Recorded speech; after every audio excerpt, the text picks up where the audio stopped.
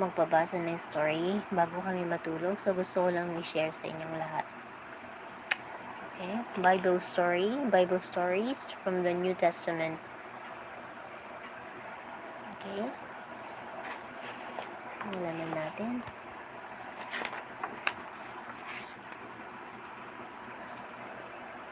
Ayan. Jesus is born. Ipinanganak si Jesus.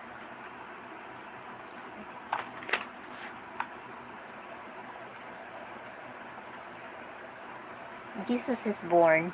Mary and Joseph had been on a long journey. When they arrived at Bethlehem, there was no room for them to stay in. Mary was going to have a baby. Just when they were about to give up, one innkeeper helped them. He let them stay in the stable with the animals. It was in the stable that Mary gave birth to her baby Jesus. On that cold night, they placed the baby in a manger where animals ate their food. They surrounded him with soft straw to keep him warm. Mary sang him a lullaby as he slept. Basahin din natin ang Tagalog version. Ang Tagalog na version ng kwento. Ayan. So, ipinanganak si Jesus. Galing sa malayong paglalakbay sina Maria at Jose. Nang makarating sila sa Bethlehem, wala silang silid na matutuluyan. Manganganak na si Maria. Nang susuko na sana sila, tinulungan sila ng kasera. Hinayaan nitong tumigil sila sa kwadra kasama ng mga alaga nitong hayop. Doon, ipinanganak ni Maria ang sanggol na si Jesus. Sa malamig na gabing iyon, inilagay nila ang sanggol sa sabsaban kung saan kumakain. Nilagyan nila ng malambot na dayami ang palibot niya upang hindi siya ginawin. Kinantahan siya ni Maria habang siya ay natutulog. Ayan si baby Jesus.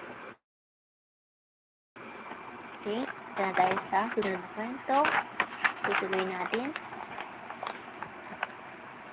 ang tatlong hari. Okay? Gifts for the king. Mga regalo para sa hari. Gifts for the king. The three wise men had been following the star for a long time. They knew it was taking them to a new king, but they weren't sure where. All of a sudden, the star stopped over a small, humble house. This can't be the place, they thought. They went to the house with their servants and their camels. When they saw the baby Jesus, they knew he was the king. They knelt in front of him and gave him three special gifts: shining gold, oil myrrh, and sweet-smelling frankincense. These three gifts were truly fit for a king. Mga regalo para sa hari. Matagal na panahon nang sinundan ng tatlong matatalinong lalaki ang tala. Alam nilang dadalhin sila nito sa bagong hari, ngunit hindi sila sigurado kung saan. Biglang huminto ang mga tala sa ibabaw ng isang hamak na bahay. Hindi maaring ito ang lugar, naisip nila. Nagtungo sila sa bahay kasama ang kanilang mga alipin at kamelyo. Nang makita nila ang batang si Jesus, alam na nilang ito ang hari. Lumuhod sila sa harap nito at nagbigay ng tatlong espesyal na regalo: makinang na ginto, malangis na mira, at mabangong insenso.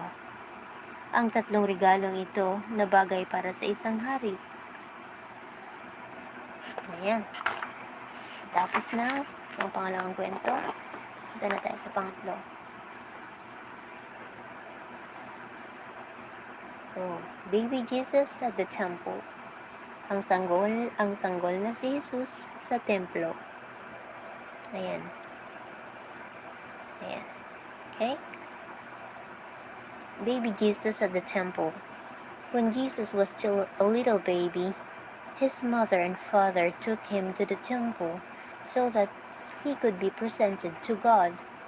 In the temple were two old people, Simeon and Anna. They loved God and they knew that they would see a special child one day. They waited patiently and prayed each day. When Mary and Joseph brought in little baby Jesus, they knew that it was the child that they had been promised. Simeon took the baby with his arms and praised God. Anna sang a beautiful song of praise to God. They had seen the Savior. Ang Tagalog na version naman ng kwento, ang sanggol na si Jesus sa templo. Excuse me.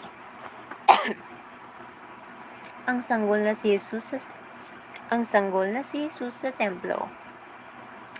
Noong sanggol pa lamang si Jesus, dinala na siya ng kanyang ina at ama sa templo upang ipresenta sa Diyos. Sa templo ay may dalawang matatanda, sina Simeon at Ana. Mahal nila ang Diyos at alam nilang makikita nilang espesyal na bata isang araw. Matiyaga silang naghintay at nanalangin bawat araw. Nang dalhin sila ni Maria at Jose, ang sanggol na si Jesus, alam na nila na ito ang batang ipinangako. Binuhat ni Simeon ang sanggol sa kanyang mga braso at nagpuri sa Diyos. Umawit naman si Ana ng isang magandang awit na papuri sa Diyos. Nakita nila ang tagapagligtas. Susunod na kwento. Young Jesus goes missing. Nawala ang batang si Jesus. Okay. Young Jesus goes missing. When Jesus was 12 years old, he went with his parents, Mary and Joseph, to visit God's temple at Jerusalem. The city was crowded with people who had come to worship. There were teachers at the temple telling people about God. When Joseph and Mary reached the place where they were to spend the night, they realized that Jesus was not with them. They spent a worried night and went to look for him the next morning. Finally, they found him at the temple. "Where have you been, Jesus?" "We were so worried," they said. "I was here all the time," replied Jesus. "The temple is my Father's house." Nawala ang batang si Jesus. Noong 12 taong gulang na si Jesus, nagtungo siya kasama ang mga magulang na sina Maria at Jose at bumisita sa templo ng Diyos sa Jerusalem. Napakaraming taong nagtungo sa lungsod para sumamba. May mga guro sa templo na nagsabi ng tungkol sa Diyos. Nang marating ni Jose at Maria ang lugar kung saan sila nanunuluyan sa gabing iyon, napansin nila na hindi nila kasama si Jesus. Buong gabi silang nag-alala at kinabukasan ay hinanap na nila si Jesus. Sa wakas, natagpuan nila ito sa templo. "Saan ka galing, Jesus?" "Nag-alala kami sa iyo," sabi nila. Narito lang po ako," sagot ni Jesus. "Ang templo ang bahay ng aking ama."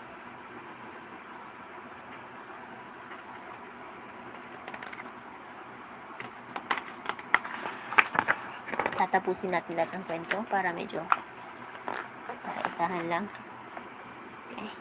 Susunod. John baptizes Jesus. Binautismuhan ni Juan si Jesus. Okay.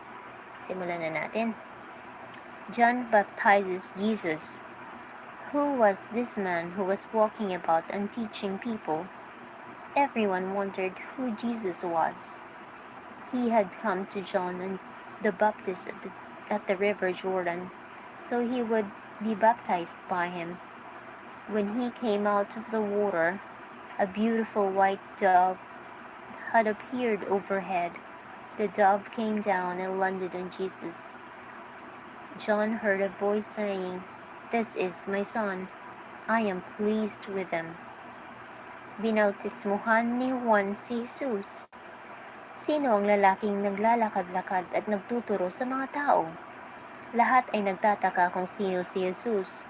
Nagtungo siya kay Juan Bautista sa ilog Jordan upang magpabautismo. Unang umahon siya sa tubig. Isang magandang puting kalapati ang bumaba at lumapag kay Jesus. Isang tinig na narinig ni Juan na nagsasabing, "Narito ang aking anak na lubos kong kinalulugdan."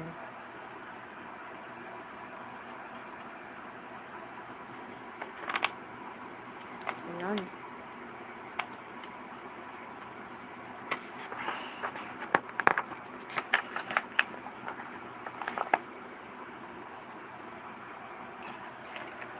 The 12 disciples, ang 12 alagad.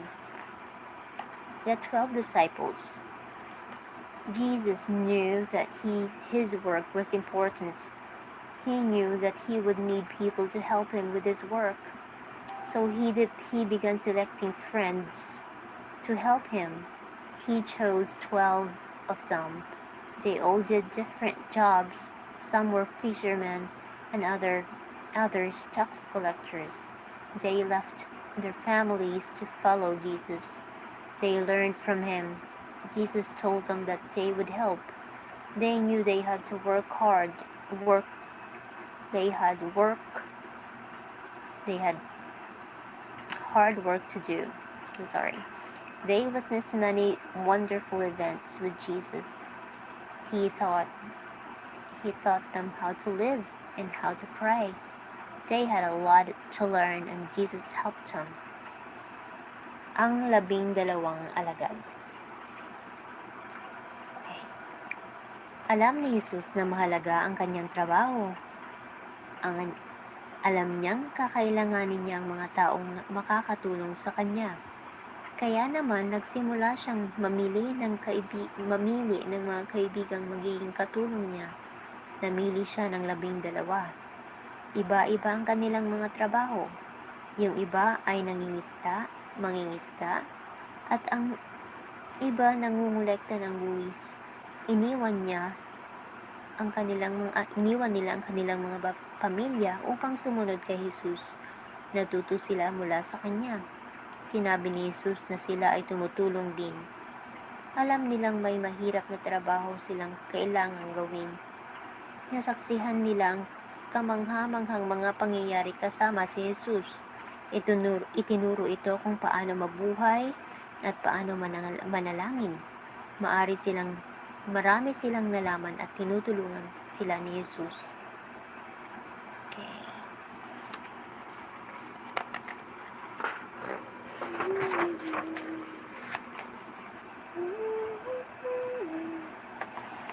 Susunod. Children have a friend in Jesus. Kaibigan ng mga bata si Jesus. Children have a friend in Jesus. Jesus loved to be with children. He knew that they believed in him. He told his disciples that they needed to be like a child so they could follow him. Jesus loved to play with the children and teach them. Sometimes people tried to stop the children from coming to Jesus. Jesus didn't listen to the people. He knew the children were important. Today, Jesus still loves all the children. From heaven, he likes them to say their prayers. He listens especially to the prayers of the children. The children always have a friend in Jesus. Kaibigan ng mga bata si Jesus. Kaibigan ng mga bata si Jesus. Gustong-gusto ni Jesus na kasama ang mga bata. Alam niyang naniniwala sila sa kanya. Sinabi niya sa kanyang mga alagad na kailangan nilang maging kagaya ng mga bata upang makasunod sila sa kanya. Gustong-gusto ni Jesus na makipaglaro sa mga bata at tinuturuan sila. Minsan, may mga sumubok na pigilan ang mga bata sa paglapit kay Jesus. Hindi nakinig si Jesus sa mga tao. Alam niyang mahalaga ang mga bata. Mahalaga pa rin si Jesus. Mahalaga pa rin ni Jesus ang lahat ng mga bata hanggang ngayon. Mula sa langit, gustong-gusto niyang marinig ang mga dasal nila. Pinapakinggan talaga niya ang dasal ng mga bata. Kailangan ng mga bata si Jesus.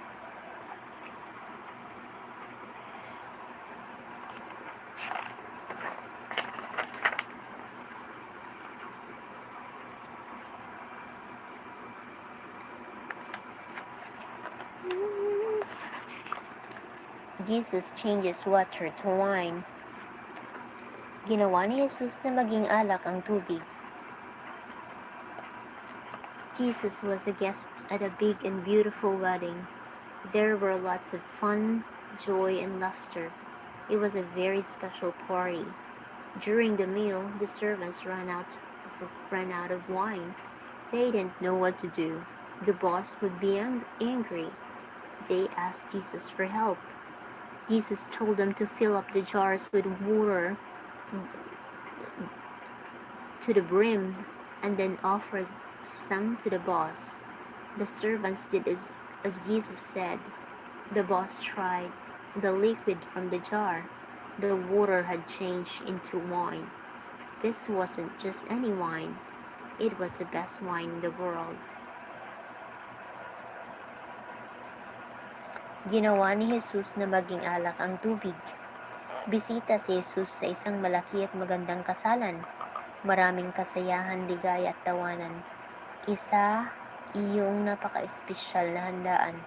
Habang nagkakainan at naubusan ng alak ang mga alipin, hindi nila alam kung ano ang gagawin. Magagalit ang kanilang amo. Humingi sila ng tulong kay Jesus. Sinabi ni Jesus sa kanila na punuin ng tubig ang mga batong lalagyan at dalhin sa kanilang amo. Ginawa nga nila iyon. Sinubukan ng amo ang likido mula sa lalagyan. Naging alak ang tubig. At hindi basta-bastang alak. Iyon ang pinakamainam na alak sa buong mundo. It's a very great story. Jesus calms the storm. Pinahinto ni Jesus ang bagyo. The little boat was tossing from side to side. The wind was roaring and rushing. The waves got higher and higher. The disciples were soaked and terrified. What was going to happen to them? Would they drown? Jesus was asleep at the front of the boat. They shook him awake. "Lord, save us," they shouted. Jesus was very calm. He got up and spreading his arms wide, he said to the waves, "Be still." At that moment, the water became calm and the wind stopped. Pinahinto ni Jesus ang bagyo. Tinatangay ng alon ang maliit na bangka. Umuugong ang hangin at humahagibis. Ang mga alagad ay basang-basa at takot na takot. Ano ang mangyayari sa kanila? Malulunod ba sila? Natutulog si Jesus sa bandang unahan ng bangka. Ginising nila siya. "Panginoon, iligtas niyo kami," sigaw nila. Kalmadong-kalmado si Jesus.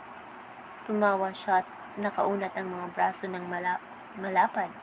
Sinabihan niya ang mga alon, "Pumayapa ka at maging kalmado ang tubig," at huminto ang hangin.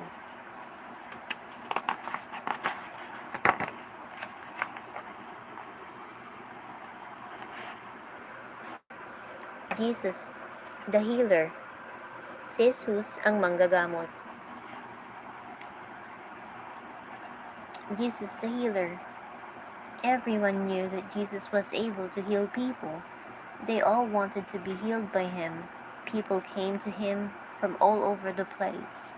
Sometimes so many came that Jesus grew tired and needed to rest. He would make blind people see, He would heal broken bones and help people to speak again. When the people had lost all hope, Jesus gave them hope, and no one was forgotten by him. Most of all, he helped people to be happy again.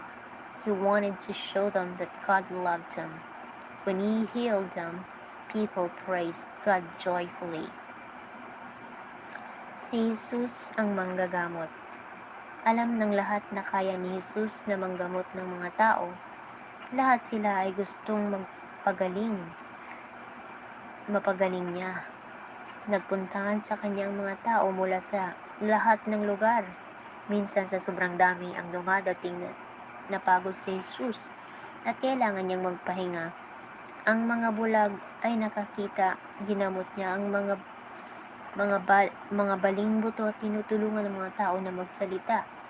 Nang wala ng pag-asa ang mga tao, binigyan sila ni Jesus ng pag-asa at wala siyang nakalimutan sa kanila. Higit sa lahat, tinutulungan niya ang mga tao na maging masaya muli. Gusto niyang ipakita sa kanila na mahal niya ang Diyos. Mahal sila ng Diyos. Nang pagalingin niya ang mga tao, nagpuri sila sa Diyos ng masaya.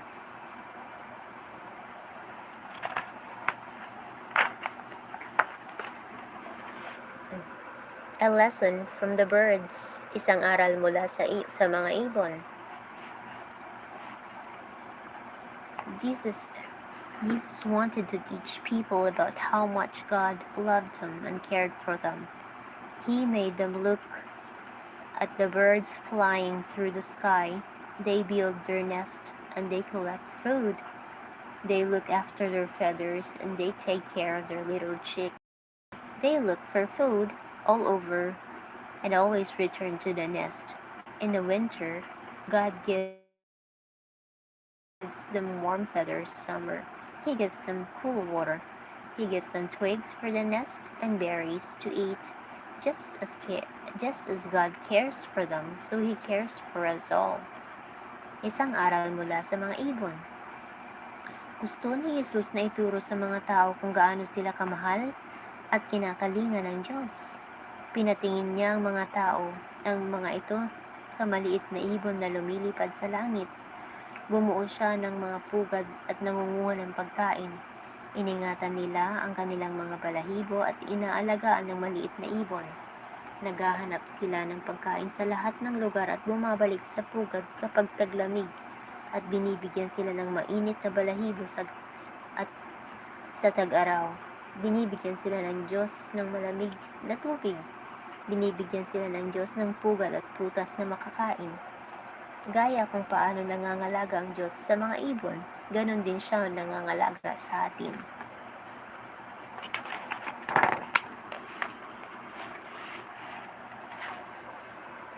The man of the roof. The poor sick man could not walk.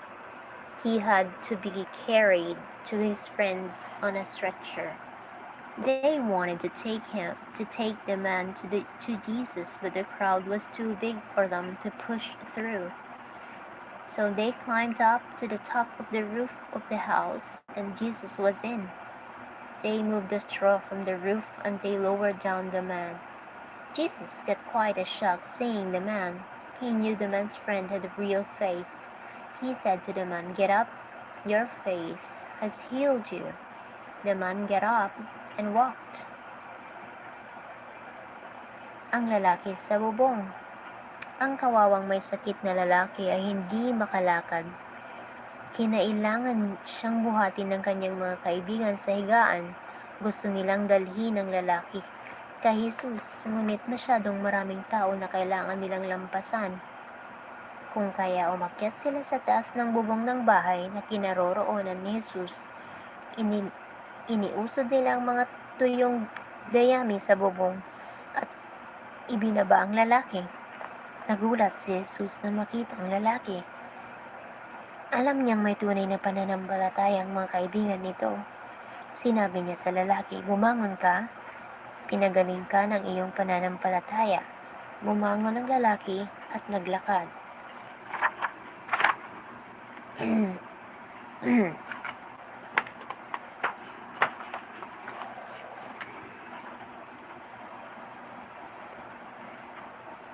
5 loaves and 2 fish, 5 tinapay at 2 isda.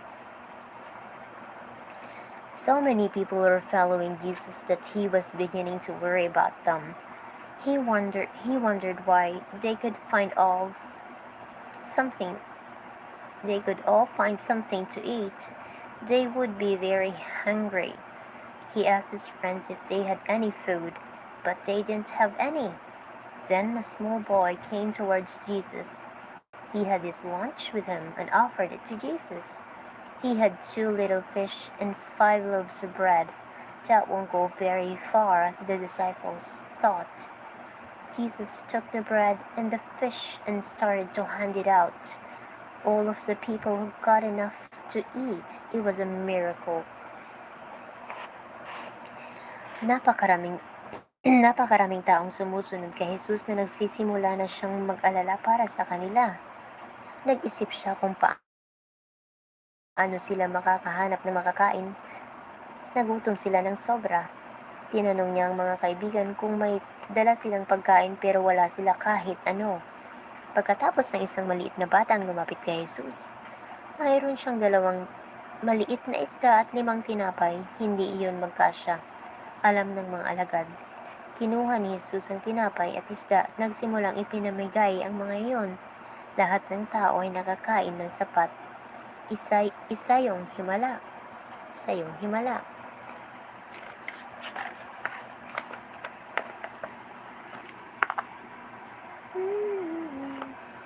Jesus' message from the mountain. Mensahe ni Jesus mula sa bundok. Lots of people wanted to hear what Jesus had to say. Sometimes it was hard to find somewhere for them all to go. The crowds grew so large that Jesus walked up to the top of the small mountain and sat down. Lots of people gathered around him.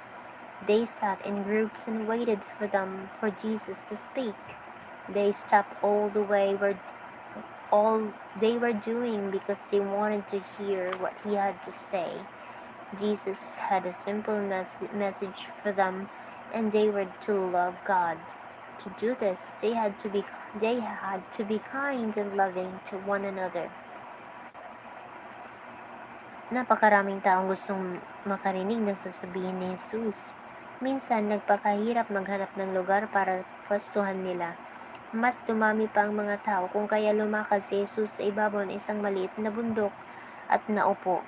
Tumigil sila sa kanilang ginagawa dahil gusto nilang marinig ang kung ano-ano ang sasabihin ni Jesus. Simple ang mensahe ni Jesus para sa kanila na dapat nilang mahalin ang Diyos. Para magawa iyon, kailangan nilang maging mabait at mapagmahal sa isa't isa.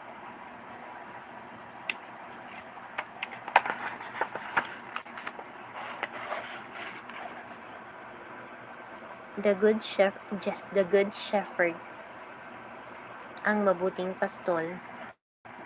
When people asked Jesus why he spent time with bad people, he told his story. There was a shepherd who had 100 sheep. Once he was counting his sheep. He counted till 99, but the 100th sheep was lost. He looked everywhere and did not give up till he found it. Just as the shepherd kept looking for his lost sheep, God doesn't want anyone to be lost. He cares for everyone, not just for the people. I am the good shepherd. I offered my life to keep my sheep safe. Amen. Ang mabuting pastol. Nang tanungin ni Jesus ang mga tao kung bakit nakisama siya sa masasamang tao, sinabi niya ang kwentong ito. May isang pastol na may 100 tupa. Minsan ay binilang nila ang kanyang tupa. Nabilang niya hanggang 99. Ngunit ang pang-100 ay naghanap siya sa lahat at hindi sumuko hanggang nahanap niya ang nawawalang tupa. Gaya kung paano nagpatuloy ang pastol Sa paghahanap sa nawawalan niyang tupa, ayaw ng Diyos na ang sino man ay mawawala. Ako ang mabuting pastol, iay ko ang aking buhay para mapangalagaan ang aking tupa.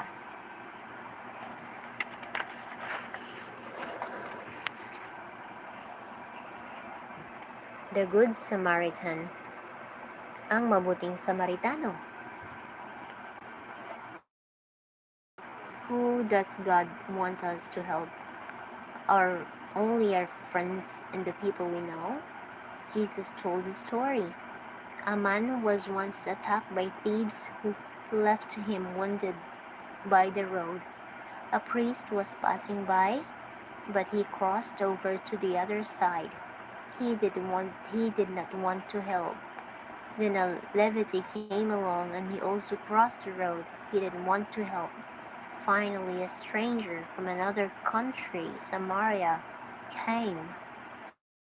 He stopped and helped the man. He took him to an inn and paid for him to be looked after. Which of these people did as God wanted? Jesus asked. Ang mabuting Samaritano.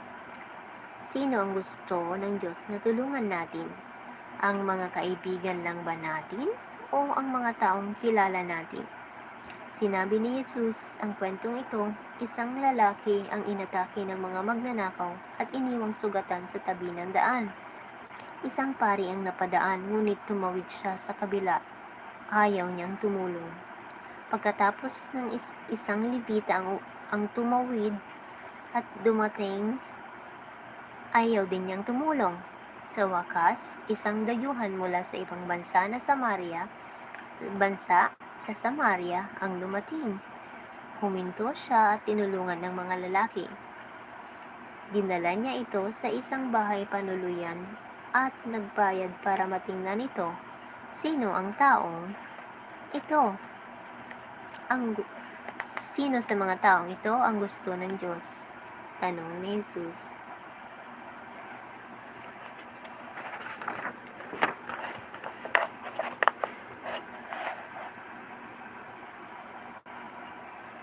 The Forgiving Father. Ang mapagpatawad na Ama. The Forgiving Father. There once was a boy who asked his father for all the money that was his. He took the money and spent it on parties and fun. Soon there was no money left and there was no fun. To get some food, he ended up feeding pigs. He decided he would return to his father. As he was in his old home, his father saw him. The father ran forward and hugged his son. He ordered for a feast to celebrate that the son had returned. The son was sorry for all he had done and the father forgave him. Ang mapagpatawad na Ama. Minsan may isang batang lalaki na humingi ng kanyang mana mula sa kanyang ama. Kinuha niya iyon at ginasta sa pag-iinom at pagsasaya. Hindi nagtagal, wala nang natirang pera at hindi na masaya. Para may makain na uwi siya sa pagpapakain ng baboy. Nagpasya siya na babalik sa kanyang ama. Habang papalapit siya sa dating bahay, nakita niyang kanyang ama. Tumatakbo ang kanyang ama at niyakap ang anak. Nag-utos ang ama ng isang pista para ipagdiwang ang pagbabalik ng kanyang anak. Humingi ng paumanhin ng anak para sa lahat ng kanyang ginawa at pinatawad siya ng kanyang ama. Okay.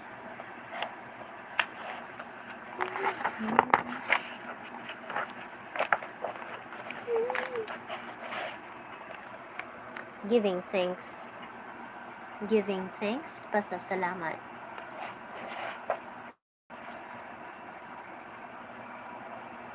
People knew that Jesus was the man who healed those in need. One day, 10 men with a skin disease came to see Jesus. They asked Jesus to help and heal them. Jesus saw that they had faith and he healed them. The men went off praising God to see their families and their friends. As they were going, one of them turned back. He came and knelt in front of Jesus and said, "Thank you." Jesus was pleased that the man had come back to say thank you. He told him to always say thank you to God whenever He helps us. Alam ng mga tao na pinagagaling ni Jesus ang mga taong nangangailangan. Isang araw, 10 lalaking may sakit sa balat ang dumating upang kitain si Jesus. Hiniling nila kay Jesus na tulungan at pagalingin sila. Nakita ni Jesus na may pananampalataya sila at pinagaling sila. Umalis sila na nagpupuri sa Diyos upang kitain ang kanilang mga pamilya at kaibigan. Habang paalis, isa sa kanilang bumalik. Lumapit siya at lumuhod sa harap ni Jesus at nagsabing, "Salamat." Natuwa si Jesus na ang lalaki ay bumalik upang magpasalamat. Sinabi ni Jesus rito na parating magpasalamat sa Diyos kapag tinutulungan tayo.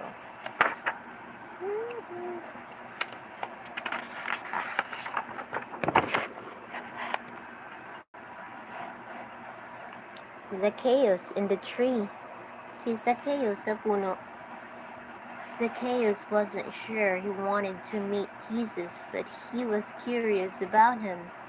He knew he had done bad things and was very sorry. Zacchaeus decided he would go and see Jesus, but when he arrived, the crowds were so big and Zacchaeus was so small, he could see nothing. So he climbed up a big tree so he could see.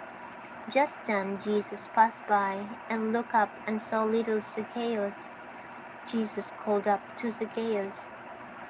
Jesus told him he was forgiven and he had done for what he has done, that he would eat with him that night.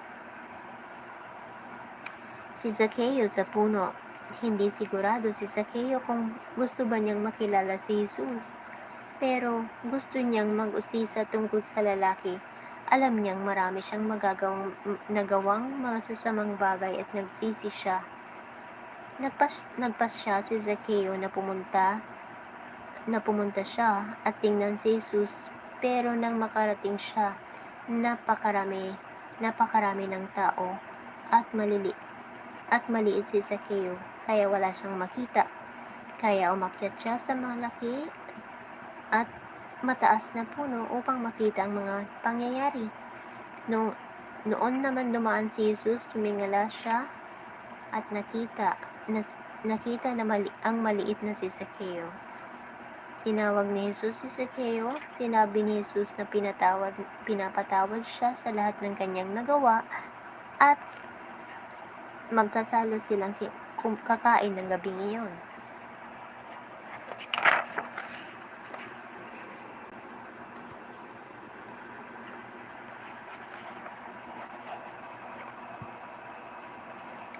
Welcome to Jerusalem. Ang pagsalubong sa Jerusalem. Jesus told his friends to prepare for him to go into Jerusalem. He was going to ride on a donkey. They placed their bright-colored cloaks over the donkey's back, and Jesus got on. As he began, a great crowd gathered. They were so excited to see Jesus. They cut branches from the palm tree and placed them on the ground in front of Jesus. They shouted and cheered as he came into the city. "Hail to the King!" they shouted. They all wanted to see Jesus and wondered what he would do next. It was very exciting. Ang pagsalubong sa Jerusalem. Sinabi ni Jesus sa mga kaibigan na ipaghanda siya dahil magtutungo siya sa Jerusalem. Sasakay siya sa isang batang kabayo. Nilagyan nila ang likod ng batang kabayo ng mga balabal na may matitingkad na kulay at sumakay si Jesus. Nang magsimula siya, isang malaking kumpol ng mga tao ang naipon. Nasasabik silang makita si Jesus. Pumutol sila ng mga sanga mula sa puno ng palma at inilatag sa lupa sa harap ni Jesus. Sumisigaw sila at nagsaya habang papasok siya sa lungsod. Mabuhay ang hari! Sumigaw sila at nagsaya habang papasok siya sa lungsod. Gusto ng lahat na makita si Jesus at hinihintay ang susunod niyang gagawin. Nakakapanabik ang pangyayari.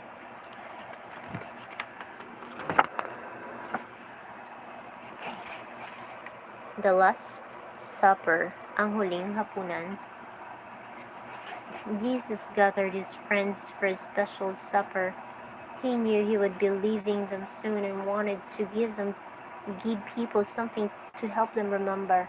Something to help them remember. He took a piece of flat bread and he broke it. He gave each one of them a piece of the bread and told them, This is my body. Take it in remembrance of me. He then took a cup of wine and passed it around them. He said, This is my blood. Take it in remembrance of me. The disciples remembered this last supper they had with Jesus. Ang huling hapunan. Tinipon ni Jesus ang mga kaibigan niya sa isang espesyal na hapunan. Alam niyang hindi magtatagal ay aalis na siya at gusto niyang bigyan ang mga tao ng bagay na tutulong sa kanila upang makaalala. Kumuha siya ng isang piraso ng tinapay at sinabi, Ito ang aking katawan. Kainin niyo ito bilang pag-alala sa akin. Pagkatapos kumuha siya ng isang tasa na puno ng alak at ipinasa ito sa lahat. Sinabi niya, Ito ang aking dugo. Inumin niyo bilang pag-alala sa akin. Naaalala ng mga alagad ang huling hapunan na ito kasama si Jesus.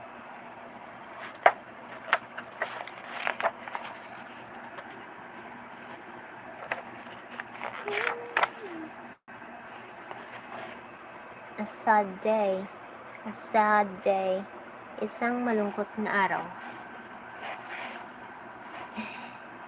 The soldiers nailed Jesus to a wooden cross. They wanted to hurt him. Jesus knew he was just doing what God wanted and that he had to die. He looked down from the cross and saw his mother Mary and his friend John standing and watching him. He wanted them to be safe and asked them to go to look after one another. Once he had done this, he gave a loud shout and asked God to take his spirit. After this, he died. When not one of the soldiers saw this, truly this is the Son of God. Isang malungkot na araw. Ipinako ng mga sundalo si Jesus sa kahoy na krus. Gusto nilang saktan siya. Alam ni Jesus na ginagawa lang niya ang mga nais ng Diyos at kailangan niyang mamatay. Yumuko siya mula sa krus at nakita ang inang si Maria at ang kaibigang si Juan nakatayo at nanunood sa kanya. Gusto niyang maging ligtas ang mga ito at sinabihan niyang dalawa na alagaan ng isa't isa. Nang magawa na niya ito, sumigaw siya ng malakas at hinihiling ni Jesus sa Diyos na tanggapin nito ang Espiritu. Pagkatapos namatay siya. Nang isa sa mga sundalo ang nakakita nito, sabi niya, tunay ngang ito ang anak ng Diyos.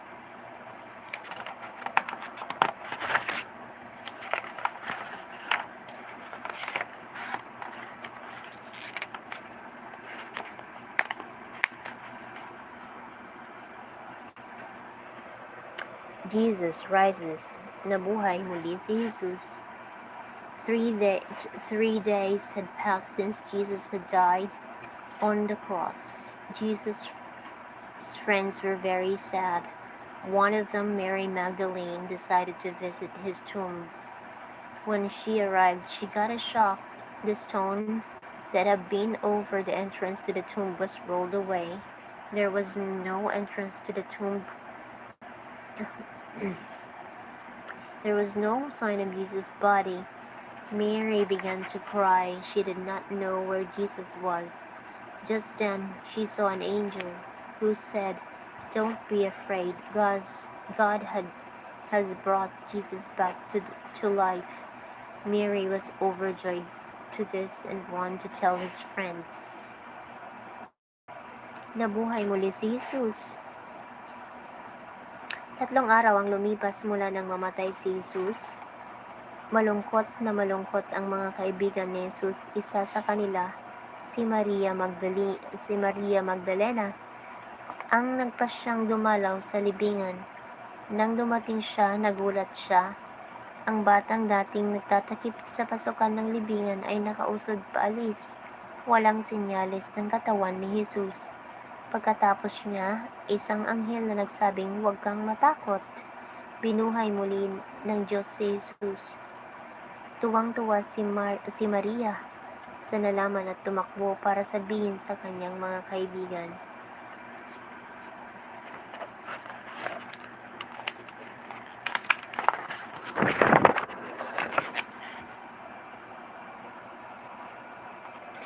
Jesus goes home. Umuwi na si Jesus. Jesus had told the disciples to meet him in Galilee. They wondered what he would say to them. When they gathered with him, he promised them that they would always have his Spirit with them. Then he said the time had come to say goodbye. The disciples were sad as Jesus left them and went up to heaven. Even after he had disappeared, they stood up and at the sky. Suddenly, 2 angels appeared and told them not to look for Jesus, but to get on with the work he had given to them, to go and tell other people about him. Umuwi na si Jesus. Sinabi ni Jesus sa mga alagad na magkita sila sa Galileo. Inisip nila kung ano ang sasabihin niya sa kanila. Nang magkatipon sila, pinangako ni Jesus sa kanila na parati nilang kasama ang espiritu nito. Pagkatapos, sinabi niyang dumating na ang oras para magpaalam. Nalungkot ang mga alagad habang iniwan sila ni Jesus at paakyat sa langit. Kahit pagkatapos niya mawala, nakatayo pa rin ang mga alagad at nakatitig sa langit. Bigla, 2 anghel ang sumulpot at sinabi sa kanila, huwag na nilang hanapin si Jesus, kundi gawin na lang ang trabahong ibinigay sa kanila at humayo at sabihin sa ibang tao ang tungkol kay Jesus.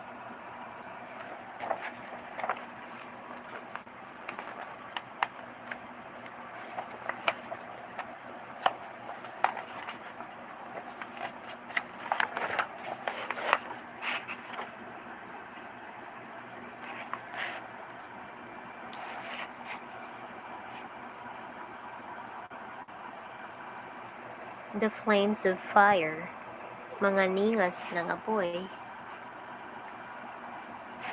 After Jesus went to heaven, his friends and his mother Mary would meet together to pray and talk. There was suddenly a loud rushing wind, and above their head appeared flames of fire. They felt a warm glow, and they knew that God was with them. Jesus had promised his friends he would send them the Holy Spirit. He had kept his promise. They knew he loved them. Matapos magtungo si Jesus sa langit, ang mga kaibigan niya at ang inang si Maria ay magkikita upang manalangin at mag-usap. Isang araw habang nananalangin, biglang may malakas na tunog nang humahagibis na hangin at nakita nila ang mga ningas ng apoy sa ulo ng bawat isa. Nakaramdam sila ng init at alam nila na kasama nila ang Diyos. Ipinangako ni Jesus ang sa mga kaibigan na ipapadala niya ang banal na Espiritu. Tinupad niya ang kanyang pangako. Alam nilang mahal nila si Jesus.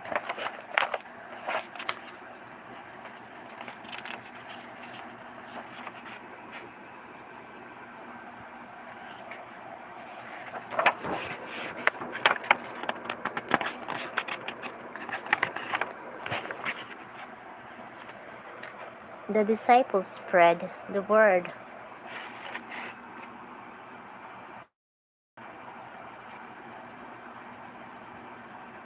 The disciples spread the word. Pinakalat ng mga alagad ang salita ng Diyos.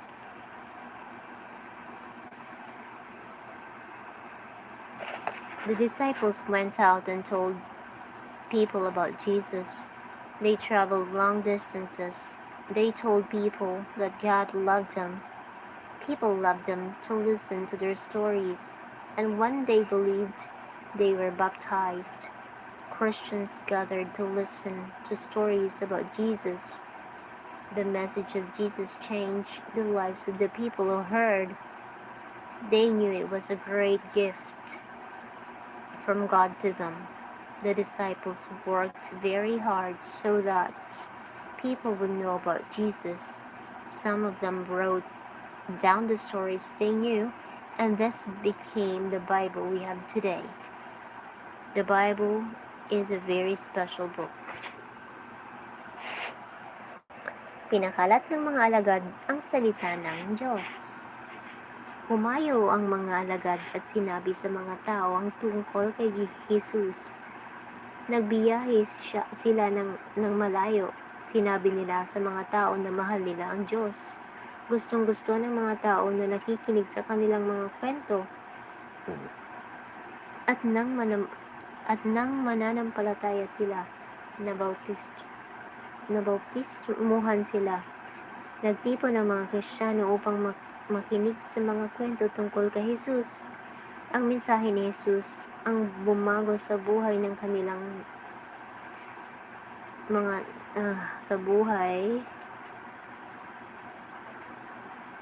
ng mga taong nakinig. Alam nilang iyon ay isang malaking regalo sa kanila ng Diyos. Nagtrabaho ng maigi ang mga alagad upang makilala ang mga tao si Jesus. Ilan sa kanilang sumulat ng kwento na alam nila ay ang naging Biblia na mayroon tayo ngayon. Ang Biblia ng isa ay isang napaka-espesyal na aklat.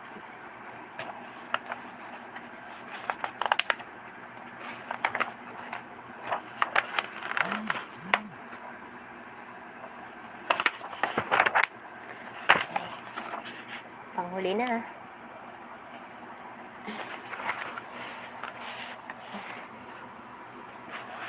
John's Dream of Heaven. Ang panaginip ni Juan tungkol sa langit.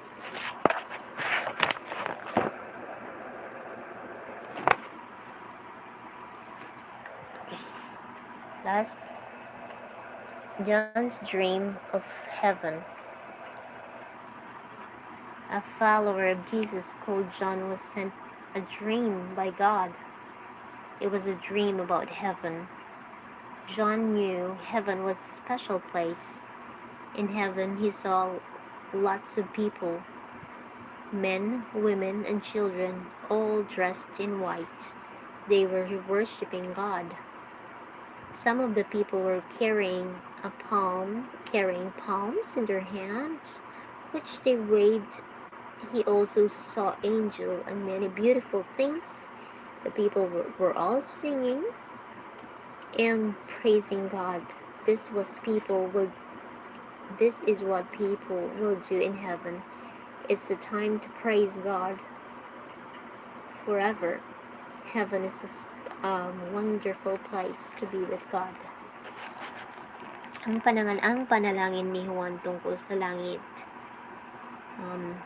Isang tagasunod ni Jesus na tinatawag na Juan ang pinapanaginip ng Diyos. Isa itong panaginip tungkol sa langit. Alam ni Juan na isang espesyal na lugar ang langit. Sa langit, nakikita niyang maraming tao, sa mga lalaki, sa mga babae, at mga batang nakadamit ng puti. Nagpupuri sila sa Diyos.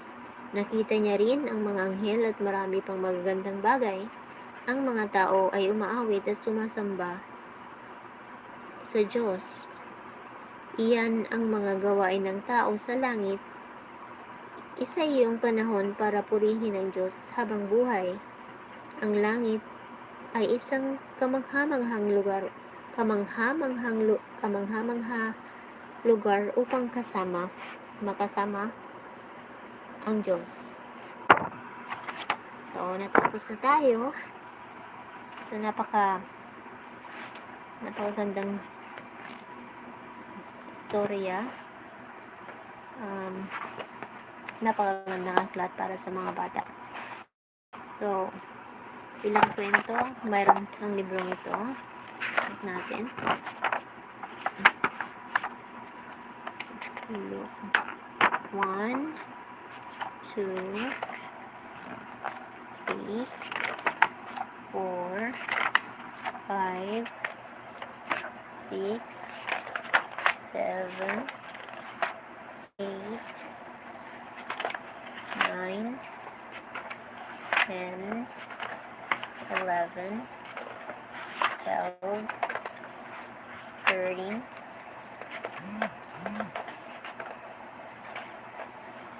14, 15,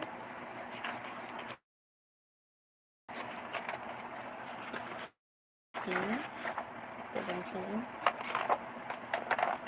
18, 19, 20, 21, 22, 23, 24, 25, 26, 27, 28. So, ayan. Mayroon 28 na stories. At napakagandang libro para sa mga maliliit na bata. Kung gusto nyo ipakilala si Jesus sa mga bata. Napakaganda ng libro na to. Nabili ko to sa National Bookstore. So, available ito sa National Bookstore. Or you can also check their website. I think baka meron silang website. Duyan Books. Bible Stories from the New Testament. Napakagandang libro para sa mga bata. Also yung libro na may mga kwento na pwede mong basahin bago matulog ang mga bata. So, yun, mahilig sa libro yung bunso ko. So, yeah, tapos na tayo. Sa susunod, magbabasa na naman tayo ng libro para sa mga bata. Ayun, salamat sa pakikinig. Inaantok na rin ako. So, ayan, kuha tayo ng picture ng maayos.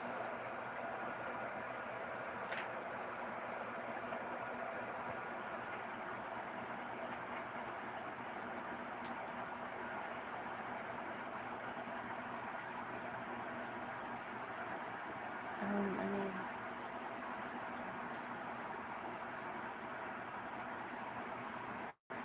Okay, tapusin ito.